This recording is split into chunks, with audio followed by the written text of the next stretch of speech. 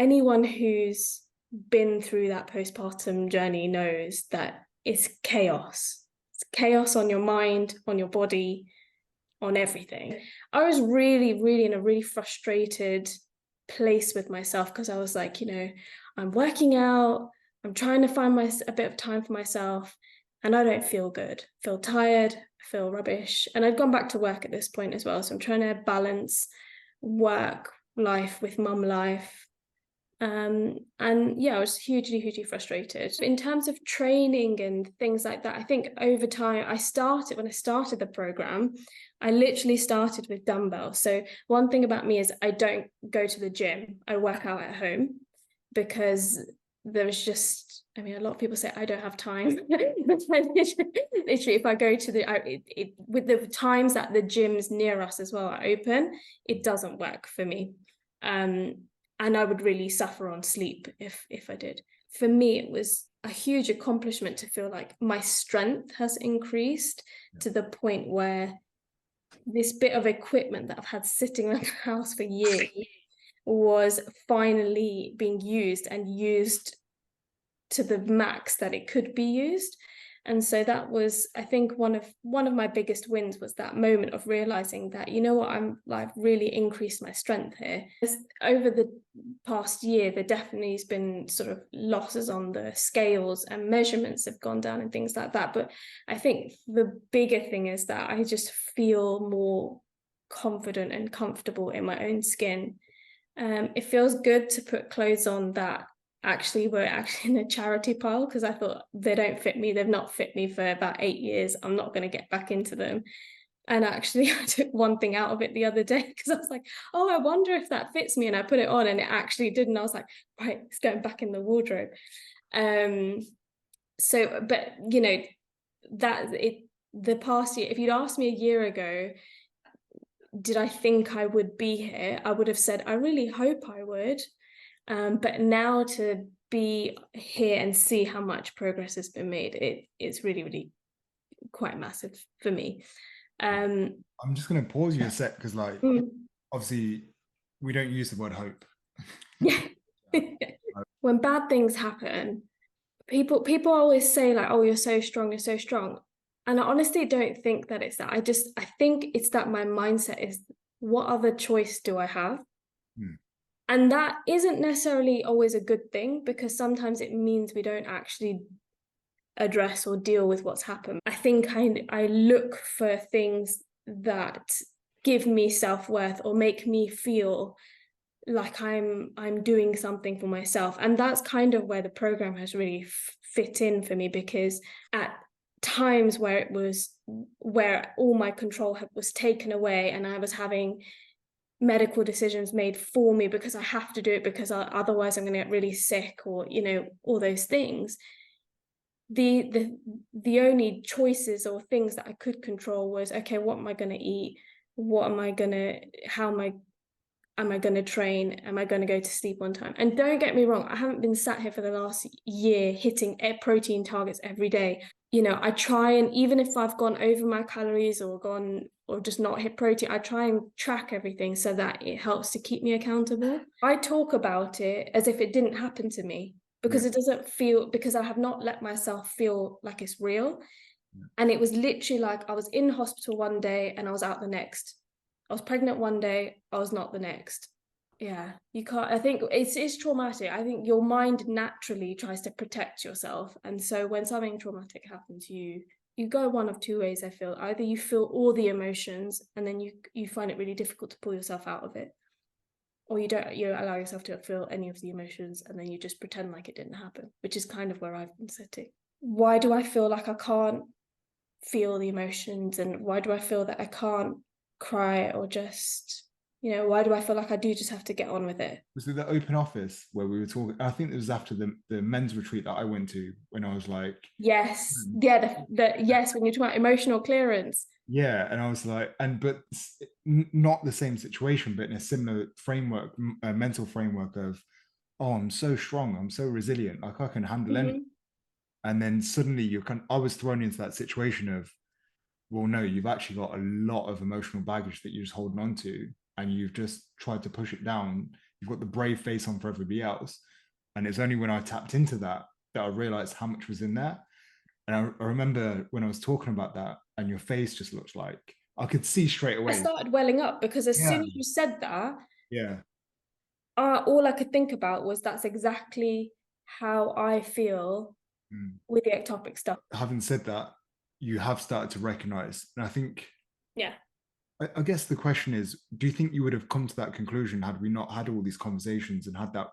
Mate, you've been on like all the open offices, every opportunity you've had, you've joined the conversations, you've shared openly, you've not missed coaching calls with Chris, you've communicated. If I go through your chat, there's not a week that's gone by that we haven't seen some level of communication from you. Do you feel that you would have got to that realization that that's your kind of pattern? Not as quickly. I think I would have done maybe years down the line, but probably not so soon. And I think it comes back to and Chris always says to me, like, you're someone that will keep pushing yourself, and sometimes we need to learn when to let ourselves rest and when to pull back. And actually, he's probably one of the only people that's ever said that. So, Chris, how did we go from like chaos to fitting into clothes that Ujali hadn't worn for like 8 years? Looking at the psychological aspect, looking at the physiological aspect, I think we have to break all of that back down and go, okay, if someone's feeling better, having more energy, recovering well, but also from a psychological aspect, we're trying to support them the best we can there. But even from a food aspect, I remember one of the first habits or actions we spoke about was eating mindfully, eating to 80%, that kind of skill. I remember for the first like couple of weeks that being a huge thing, because it's like, again, we're taught to eat everything that's on our plate, or we're served what's on our plate, or we aren't in tune with that side of things. So things started off very much from that kind of angle and just working on kind of little things, but setting the foundations, really strong foundations moving forwards. And this is probably obvious to say, but everything we put in front of you, you've ticked off, you've done. And if you can't do, you've kind of presented, okay, there's an obstacle with this, or there's a challenge with this, how do we work around it? And you've shown up every single time and communicated every single time. And I can't thank you enough for that, because from a coaching perspective, you touched on this earlier, but if we're in the dark and we can't see, like, we've got no idea what you're doing at that end. So yeah, from that perspective, that was really helpful. What I saw from you was, it's almost like recognizing that regardless of what is going on out there, that you are still important, that your health is still, your well-being is still important. And when you reflected on your values and what your true values are and what you want to get from this, and we talked about inspiring others along the way, and that being a big driver for you, something you want to commit to. And you've even got your own Instagram page to inspire other people, share authentically what you've experienced. But in this program, going from chaos to, yeah, I'll do the photo shoot, Juggy. I'll do the photo shoot in November. And yes, we had to push you a little bit, but you committed to something way bigger than what you had in mind when you first started. And I just think maybe you're not giving yourself enough credit for just showing up for yourself. Maybe you're not giving yourself enough credit for just having all the chaos out there and having an internalized focus on, this is who I want to be. This is my identity. And that's the person that I'm going to show up as. So we can label it different things, but that's what I've noticed. And Chris, we've had multiple conversations where even stupid things like, you know, when your car got broken into, like it pales in comparison to everything else, but it was still a big deal, right? Yeah. Car getting broken into, issues with it ever since, ups and downs, but it's never been a complaint from you. It's been, guys, this is what's come up. How can I formulate a solution to this current problem? And I think that in itself, that mindset, that resilience, that's what I want to celebrate just for a second here. So people with certain personality types, me included, having objective data alongside subjective data is so, so important. And again, that comes with showing up and communication and all of them things. But having an element of, okay, let's score your sleep, let's score your recovery, let's score your energy. Where's your heart rate sitting? And using that data, I think, is imperative with, again, certain personality types, but probably everyone actually, but certain personality types in particular. And again, I'm definitely included within this, because it gives you that data to actually tell you what you need to kind of accept in that moment. If your heart rate is elevated by 10 beats, your body's stressed whether you want to admit that or not.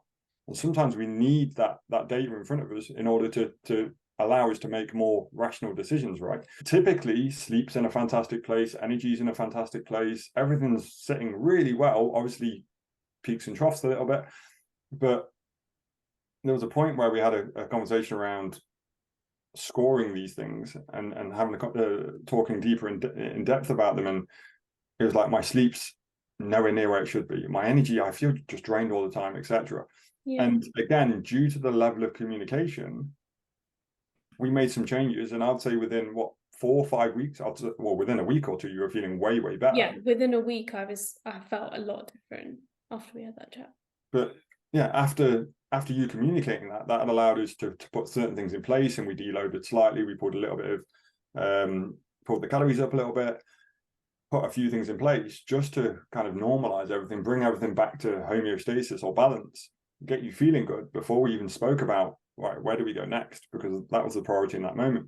But yeah, I think the biggest thing to pick up on is just having that data in front of us and being receptive to what them numbers are telling us has been really useful along the way. Because like you said, the first thing, the biggest thing in my mind throughout your whole programming phases has been recovery, because we know recovery drives performance. And I don't think people truly accept that until they experience it. Yeah. Like, until you experience what it feels like to feel recovered, and you go into the gym feeling fresh, and suddenly that weight feels a little bit lighter today, or I can go a bit harder today. Like, that's what recovery feels like. And that's where performance is going to excel. Otherwise, we're just operating at 70-80%, and we think we're training hard. We might be training hard from a perception, but we're training at a lower level due to just sleep not being in the right place, or being under recovered, or whatever it may be.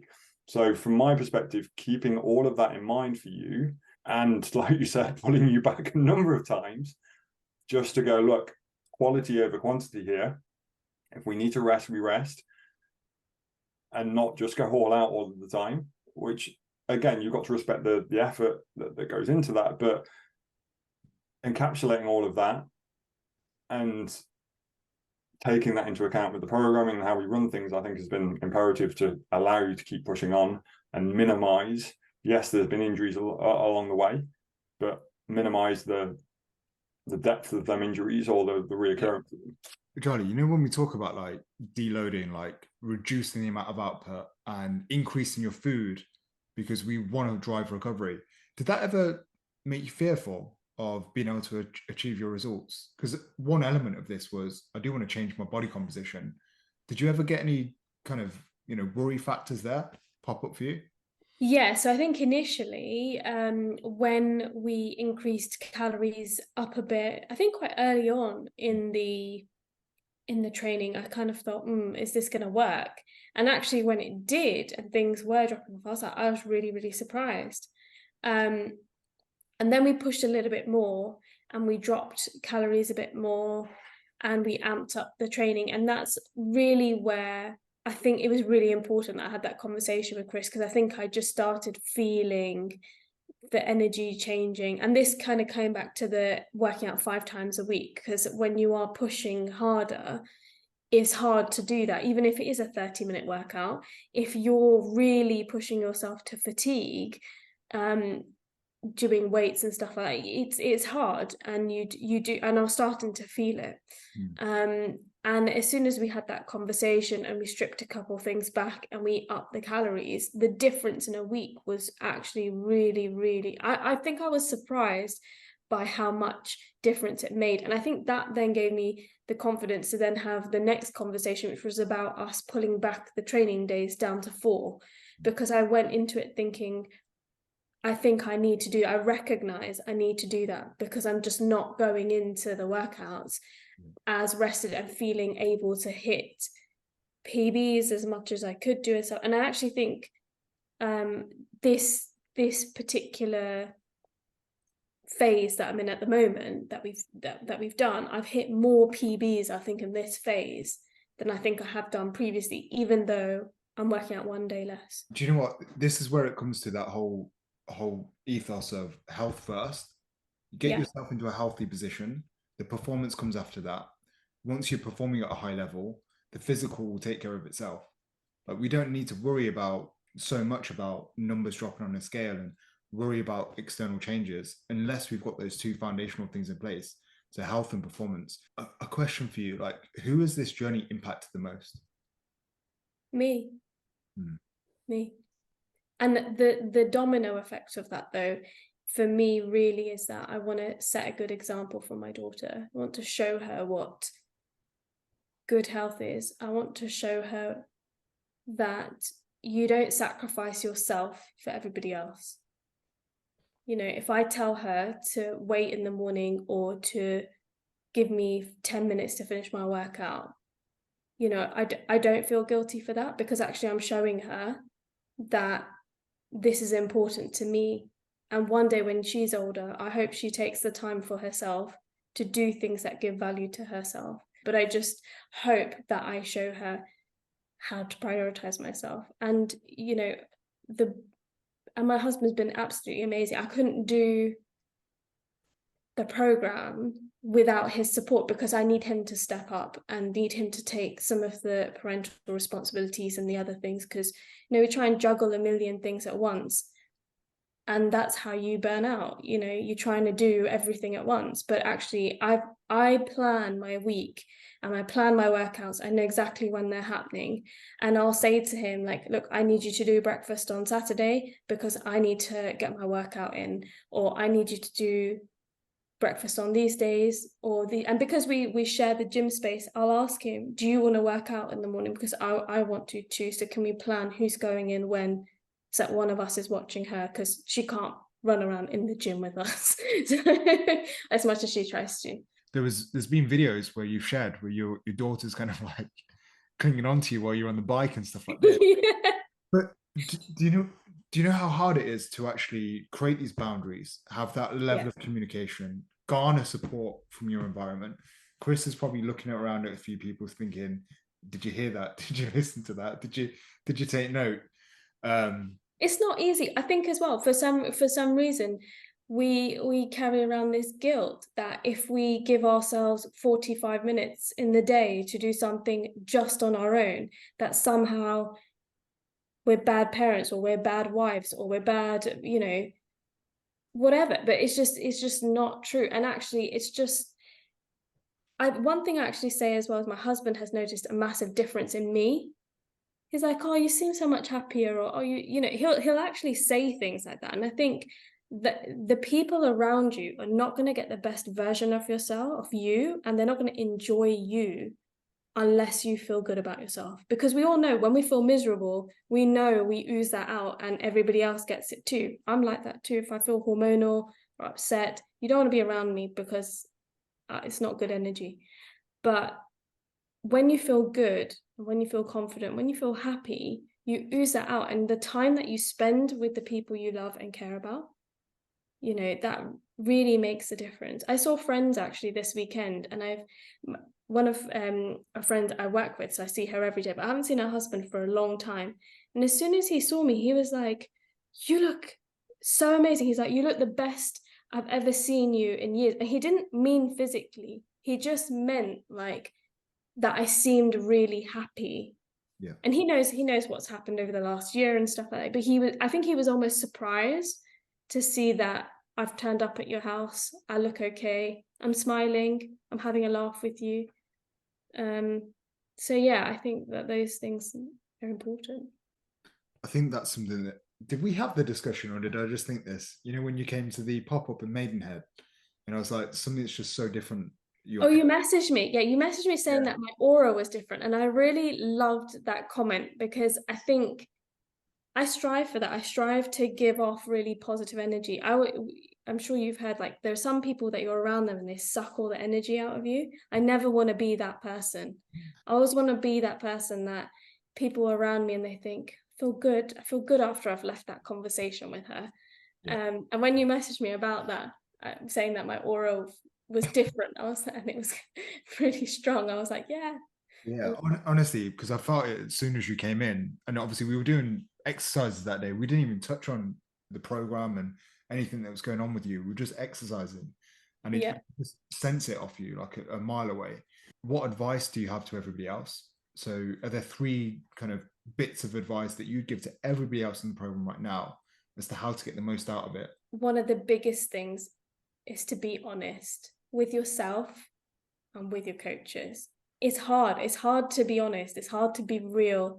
And especially with things like tracking nutrition and stuff like that. And you know, when you've had those bad days and you think, I've just eaten 4 packs of crisps. If you don't acknowledge those things that make you feel a certain way about yourself, then you can't get the help that you need to be able to change your behavior or to make you come up with strategies to not stop it from happening, but just to get you to think before. Because often these things are, you don't think, you do it, and then you have regret after. So just to really try and be honest with yourself and with the coaches. I have never, and I've been on the program for over a year, I've never ever told you guys something. You guys been like, why have you done that? You've never told me off. Like, it's always been why do you think you felt you need to do that? But these are questions you have to ask yourself to be able to come up to a solution on how to help in the future. So that's probably the first thing. The second thing is to try and make use of the community and the resources. I said it in the February pop-up that initially it can feel really overwhelming. I remember when I first joined, I was quite a quiet member. I didn't really talk much. After I went to the first pop-up in November last year and I met some of the other members face to face, I think that's when I started to open up a little bit more. And just try to use the kind of resources that are there, because there's a lot out there. And I think the groups, lots of people ask various different questions, and so someone will come back to you with a response, even if it's not the coaches. So there's a lot of like experiencing kind of knowledge within the group as a cohort. So the last thing is just be proud of yourselves. Like, you guys are here because you've taken a step to say, I want to be the best version of myself. And I'm a good example of that experience is never going to be like, it's never going to be linear. If my weight chart is an example of that, because it's literally like this at the moment. And at the moment, I'm in a real funk with things. And, I've got this photo shoot in November, which at times I'm like, why did I agree to this?